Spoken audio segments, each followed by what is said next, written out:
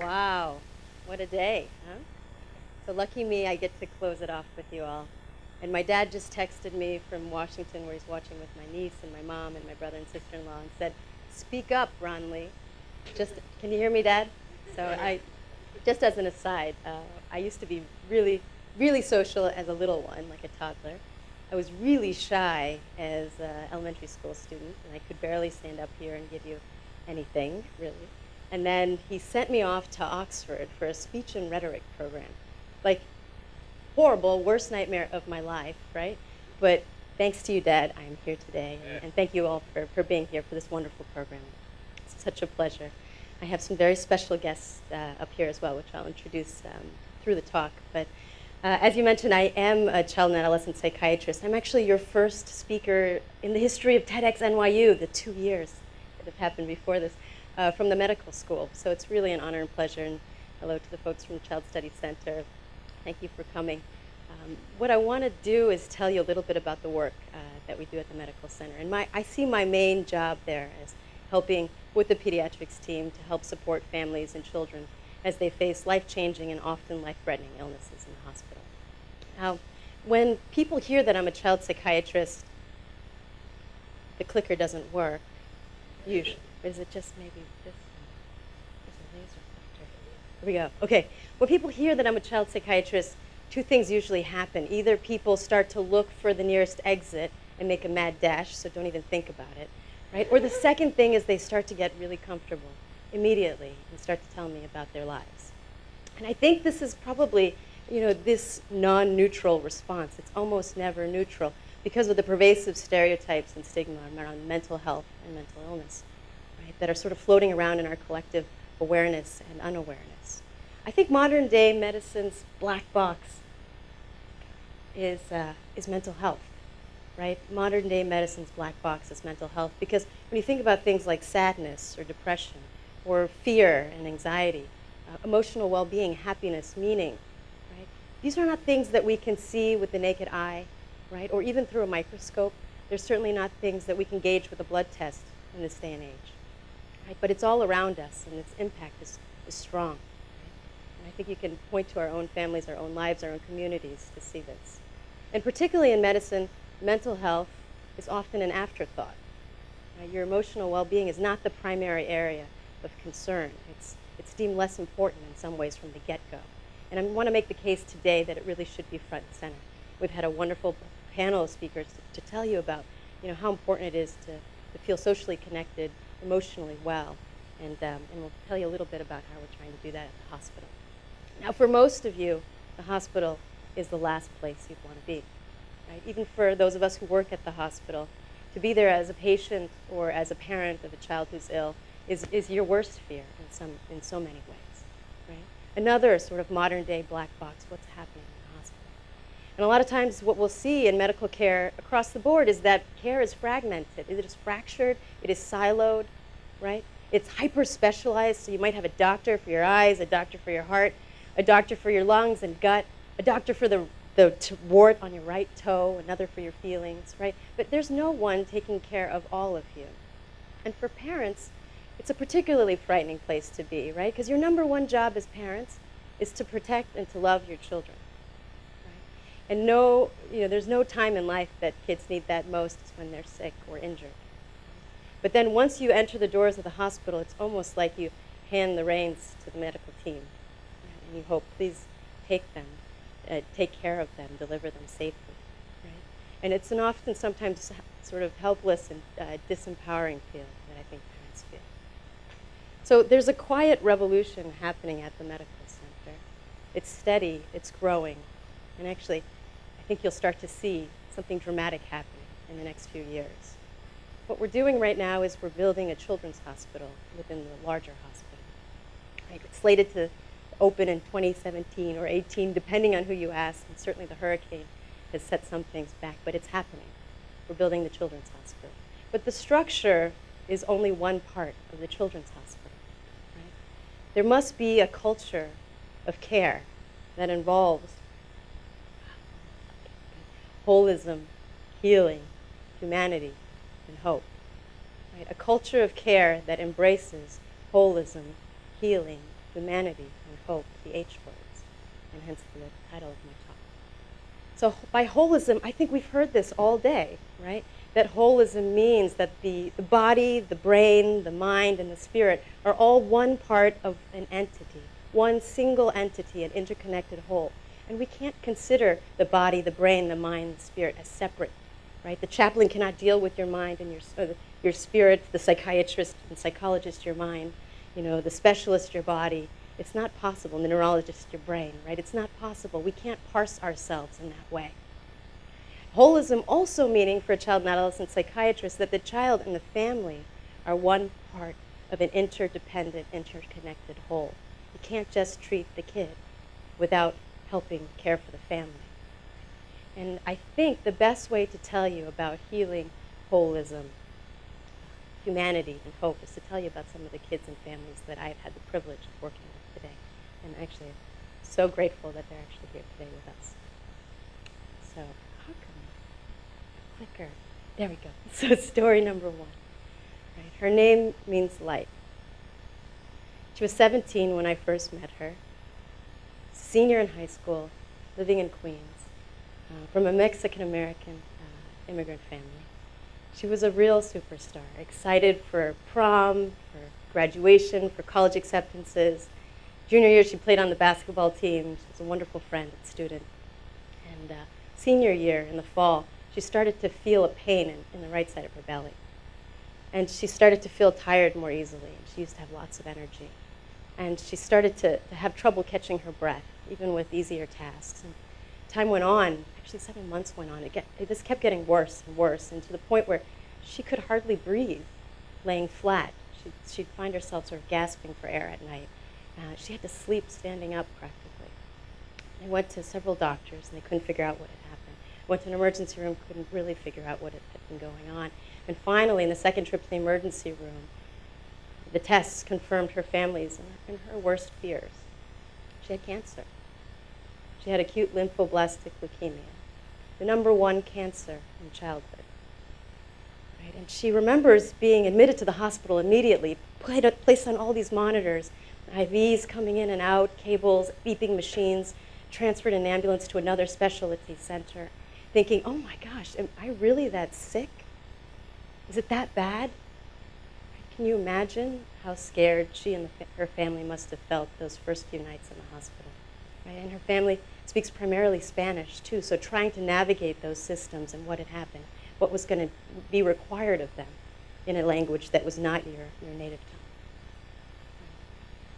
And so the first day, she was starting to have a full cancer workup. They did a bone marrow biopsy, a spinal tap. She went to the OR, had a surgical port placed so that she could get emergency IV fluids, blood transfusions, and she was started immediately on chemotherapy. And for those of you who have ever been through cancer treatment or have loved ones who have gone through this treatment, you know that it's not an easy road to travel. In cellular terms, you have to kill off the good guys, right, to kill off the bad. And her road was particularly fraught with complications. 5 months into the treatment, and just so you know, ALL treatment, generations ago, this would have been done, right? But now, with the technological advances in cancer innovation, right, ALL is actually a treatable disease in childhood, and there's a potential for cure. But the treatment is 2 years long. At the beginning, weekly chemotherapy, daily visits to the clinic, then monthly, right? But 2 years of treatments. And so what's happened is that in those few months of treatment, like heading into month 5, she starts to feel like, oh my gosh, not only am I now really feeling bad, but things seem to be going from bad to worse. I've lost my hair, I can't eat, I get sick every time I even think about food, I can't sleep because my head is full of worries, and every time I close my eyes to rest, I have terrifying nightmares about what will happen. Right? It got to the point where she stopped eating completely. She stopped speaking, even to her mom, who had been her main support in the hospital. And the team was worried. Her family was worried. So they called us, and my service is the Child and Adolescent Consultation Service in the hospital. This is what we do. We come and see kids who are sick, who might be struggling. Right? And they called us to see if we could do something to help during this time of true darkness. And so first time I came to the bedside, I looked at her and I said, they've called me here to see if there's anything I can do to help. And she said, I'm not crazy, They told me they were calling a psychiatrist. I'm not crazy. If I had a nickel every time somebody walked up to me and said, I'm not crazy, stay away from me, don't come and talk to me now, right? But the truth is, she wasn't crazy. She said, I'm not crazy, I don't feel well. I don't want to talk to anyone. And it's true, she wasn't crazy, far from it. One of the sanest people that I probably know. And she did not feel well, miserable, across the board, body, mind, spirit, brain, miserable, right? And she didn't want to talk to the people closest to her because everyone was already worried sick, right? And she felt like she was the cause. She said, I don't want to be any more of a burden than I already feel. So we talked, and talked, and talked, and talked. And she had some of the most important things that I have ever heard said that she needed to say. She needed to tell me, and all of us, I think, about how scary this process was, how worried she was about her family, about her own health and future, how sad she was that she wouldn't be going to prom, she wouldn't be graduating with her class. What a sense of loss she felt for the dreams that she had had for herself before the cancer. She wanted to be a nurse, of all things, and here she was in the hospital. And she was so scared that she would not even ever finish high school at this point.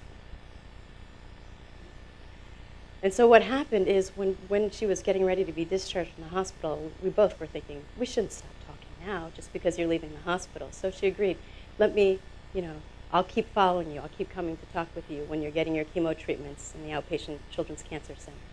And we tried a medicine for depression just to help lift some of the darkness in that time, just for the short time. And so we continued our sessions in the chemotherapy infusion rooms. In fact, we had family sessions sometimes in this tiny packed room with a Spanish interpreter and all 6 of us sort of huddled, sweating, behind a curtain.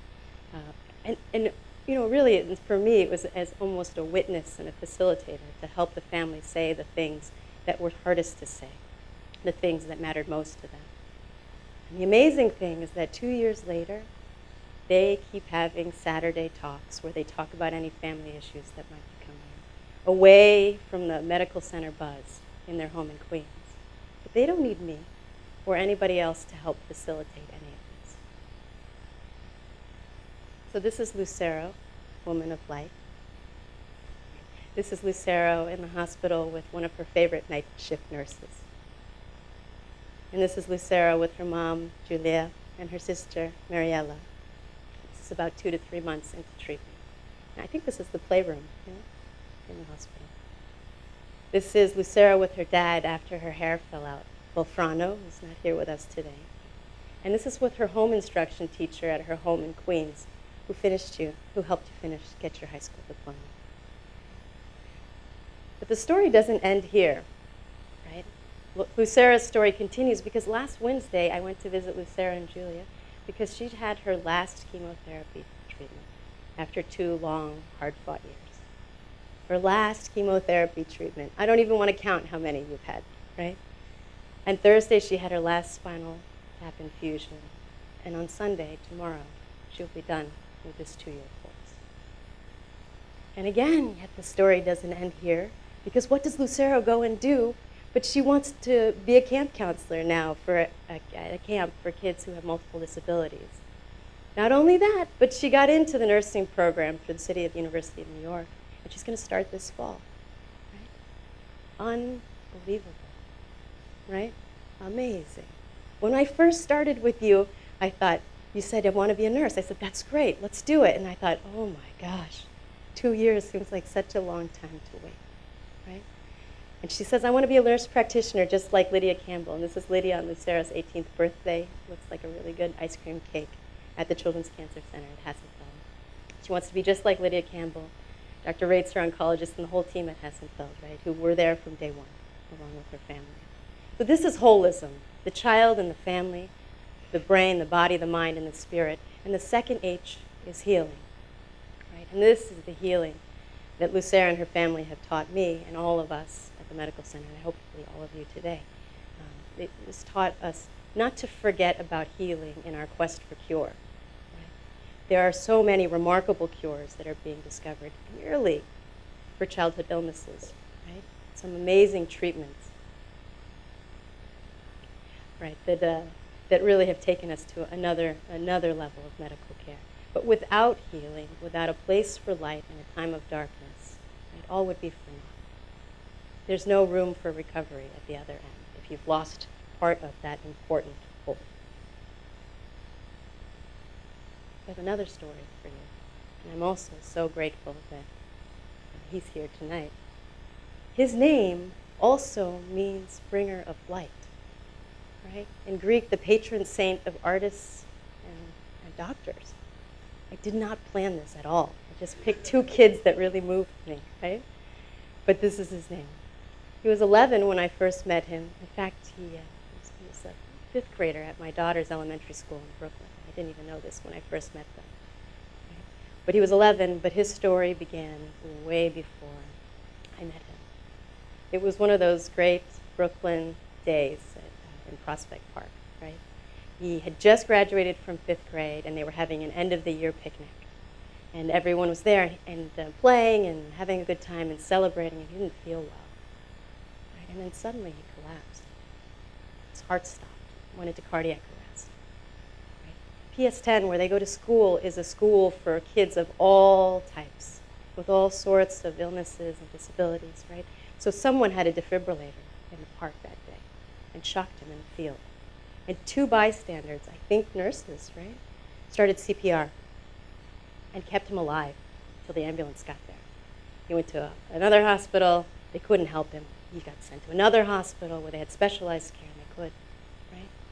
And he was put on a heart-lung bypass machine, ECMO, right, life support. And it turned out that he had a very rare cardiac defect, likely from birth, that no one had really known about. But in that taxed condition, finally gave way.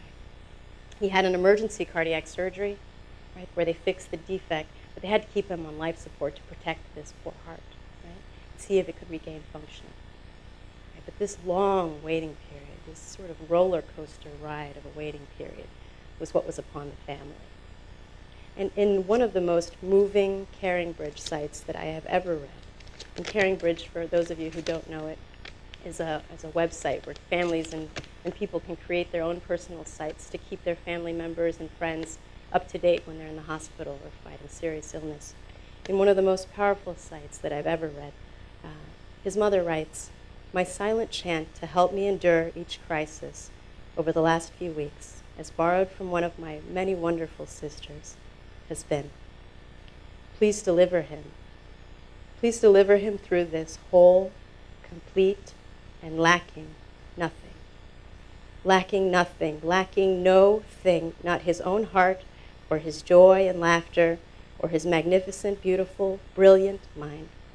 I'll even continue to pray for those little toes, though that seems just a little bit greedy."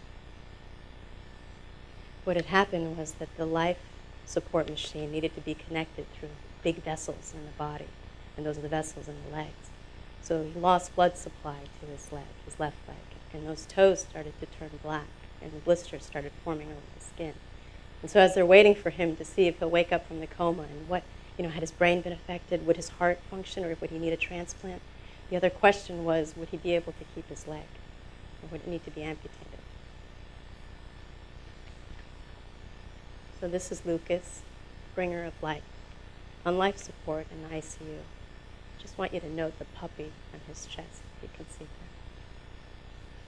And this is the amazing technology that helped save his life, from CPR to the defibrillator to the heart-lung bypass machine, not to mention the heart surgery itself, anesthesia, and the new prosthetic leg.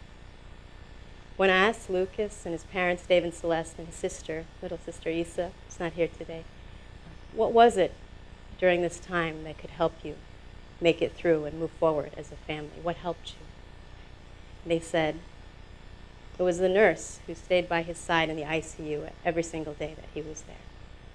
It was Norma, the woman who rocked him when he had just come out of coma and was confused.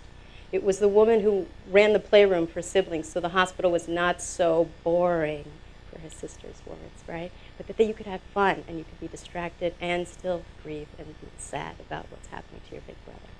It was a volunteer who made duct tape art when he couldn't leave the room. It was the kind anesthesiologist who helped him take the next step, right? Because what happened was Lucas, with that brilliant, beautiful mind, eventually was discharged from the hospital with his own functioning heart to a children's rehab center. And with that beautiful mind, he made the very difficult decision to have his left leg amputated. And in the morning of the surgery, and this was actually take 2, because I think it's hard to make that decision, right? That he quoted, he quoted something from one of his favorite book series, and it goes basically like this: being brave means being afraid and forging ahead anyway. If you go into battle without fear, you are a fool. And I don't know what it means to be brave, if not this. But it was all those relationships, the relationships with his family, friends, the medical staff, his school, the community in Brooklyn, right, that make up humanity. And without humanity, alongside technology, we will never be able to deliver our families and our children whole and complete on the other end of treatment. So I have one more story for you, and a few more pictures. So this is Lucas in the background, and this is his sister Isa in the foreground. You notice there's a crutch that's cast aside in the sand. This is Lucas scaling the climbing wall with his cool new prosthetic leg, no longer needing a crutch and pretty much able to do just about everything, yeah? Run, climb, better than I can, right? Pretty much. But this is Lucas, bringer of light. So story number 3. She was an 8-month-old baby girl. Her parents were from Taiwan. They had immigrated for graduate school. Father was finishing up a PhD program. Mother worked as a research technician to help support the family. And after she was born, her grandmother came from Taiwan to help take care of her because her mom had to go back to work. Everything seemed fine. She was the first grandkid, both sides of the family. Everyone was ecstatic. And then around 7 or 8 months, she started getting these fevers. And they had pretty terrible health insurance through the Student Health Service and saw a different pediatrician every time, got prescribed antibiotics for ear infections, so there was nothing wrong with her ears, right? To the point where her fevers were getting to be so high that it was dangerous, and they couldn't figure out the cause. One day during a diaper change, her family found a huge lump in her groin and another one in her neck and rushed her to the hospital. But the surgeon took a look at it immediately and biopsied it. It was an enlarged lymph node full of dead cells and bacteria. She wasn't able to fight whatever infection that was going on in her body. So they admitted her to the hospital. They started her on some powerful antibiotics. Infections kept coming and arising, and they couldn't figure out the source. They scanned her entire body looking for the source. Right? They had the immunology service come and take a look at her, and after they ran some extensive tests, what they found was that she had chronic granulomatous disease, CGD, which is a severe immune deficiency, usually inherited, usually in boys, so it was very strange that this would happen in a girl, and with no one in the family with this disorder. So the parents were devastated. They were told that they would need to live near a children's hospital for the rest of her life, that she might be one of those bubble babies who need to be raised in a sterile, germ-free hospital environment. Her mother stayed at her bedside the entire time. It was a 6-week stay and all. And she lost so much weight she couldn't wear her own clothing. They couldn't find veins anymore by the end of the stay in the baby, so they had to put IVs in her scalp to give fluids and antibiotics, or give shots every time they needed to give antibiotics. They had to tie her wrists to the cribs so that she wouldn't pull those lines out. Her mother cried and cried and cried and prayed and asked her sister to come to help. Right? And alongside all of this, something miraculous was happening. The baby was still developing and growing and reaching milestones. Right? She had her first tooth. She ate first solid foods, banana. Right? She started to crawl. They had to lay down sterile sheets on the hospital floor and let her crawl only every 6 hours so she wouldn't catch anything else that had been in the hospital. Right? At that point, so all of this was happening in the context of the hospital, not in the context of their home of safety. And 6 weeks later, there was no sign of infection. She was off all antibiotics, and the team tentatively said, you can go home. But come back if there's ever a fever or a rash or any concern, and we'll tell everyone on the medical staff about this case, so they'll know exactly what to do next time she's admitted to the hospital. So they went home. And when they went home, they realized that she seemed normal again, even though they were also always waiting for the other shoe to drop. Is that the right place, right? The other shoe to drop, right? That she seemed to be growing again. And another tooth came out, and she started standing without help, and she could hold her own bottle, and she started babbling, ba, ba, ba, ba, ba. Everything seemed okay, right? So at the 1 month mark, they went to the doctor, they ran all the same immunologic tests, and everything came back normal. Right? Was it a miracle? Was it a misdiagnosis? I don't know. But the thing is, this is the baby, and this is her mom, and that was me. Right? It was 1977. I was in San Francisco. My dad was at Berkeley. I was admitted to UCSF. My mom was a research technician, and she is known for taking notes. She takes notes all over the time. If she was here, she would be taking notes on this story, which she told me, right? Last week I asked her, she came to visit because I have a new baby along with my 2 older kids. They came to visit, and I said, Mom, do you have a picture? I'm giving a TED Talk. I need to get pictures. And she said, well, maybe if I had an iPhone at the time, I would have taken a picture, but it was very complicated. And she said, but really, who wants a picture of such a sad time in your life? As a parent, you don't know if your baby's going to make it. You don't know what's going to happen to your family. So why take a picture, right? So this is a picture that was taken before I was hospitalized. And there are several stories floating around in my family, right? And there's lots of versions. They're emailing them all to me still today, emailing the versions of the story, right? That my mother had a dream when she was in the hospital with me that a woman in white appeared, right? And she told my uncle about the dream, and my uncle said, oh my goodness, that's Mother Guanyin. That's the Bodhisattva of compassion, the goddess of mercy in Buddhist thought, right? She's going to be okay, that's what he said. My grandmother, she had a different story. She said, I left you at 6 months because my visa ran out, and your grandfather was starving in Taiwan. He didn't know how to cook, right? So I had to go back, but I think you got sick of a broken heart. And hopefully she's watching in California today, too. But whatever the story, whatever has happened, right, I can't help but think how powerfully it shaped who I am today, and probably all of you as well, right? And what you will become, right, because of this experience, what all of us will do having heard your stories, right? And I can't help but think, how does this have to do with the work that I'm doing today in the children's hospital that we're building, which could be any children's hospital, right? And the importance of hope in this whole process of illness during childhood. And this idea that the 4 H's, holism, healing, humanity, and hope, are not an afterthought, but what make up the care that we provide children and families who need